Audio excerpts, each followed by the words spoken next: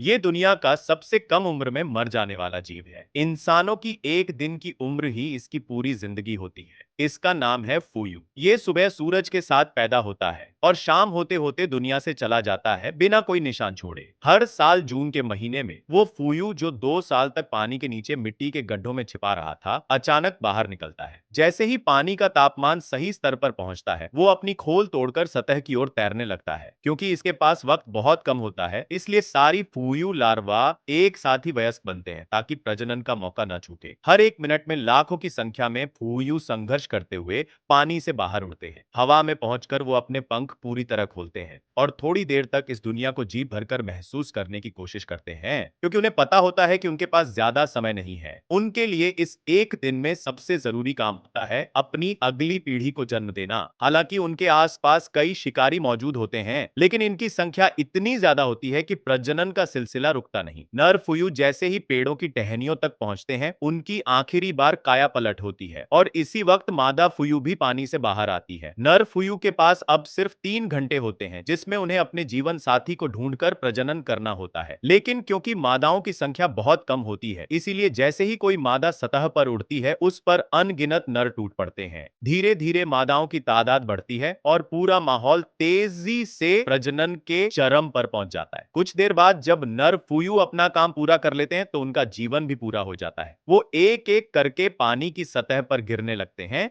और जो झील कुछ ही देर पहले जिंदगियों से भरी हुई थी, वो फिर से शांत हो जाती है। अब मादा फूयू की असली जिम्मेदारी शुरू होती है। उनके शरीर में लगभग 8,000 अंडे होते हैं, जिन्हें उन्हें सुरक्षित जगह पर पहुंचाकर छोड़ना होता है ताकि उनकी अगली पीढ़ी ठीक से जन्म ले सके। वो 5 किलोमीटर लंबी उड़ान तय करती है उस जगह की ओर जहां वो खुद कभी पैदा हुई थी। जब वो अपने गंतव्य तक पहुंचती हैं, तो अपनी आखिरी ताकत लगाकर पानी में गिरती है और उसी पल अपने शरीर से सारे अंडे छोड़ देती है। अंडे धीरे धीरे पानी की गहराई में उतरते हैं और वहीं से एक नया जीवन चक्र शुरू होता है। फुयू की जिंदगी बेहद छोटी होती है। वो पानी के नीचे जन्म लेता है और मरकर उसी पानी की सतह पर लौट आता है। वो ना कुछ लेकर आता है, ना ही कुछ लेकर जाता है। बस एक दिन जीता है, लेकिन पूरी तरह जीता है।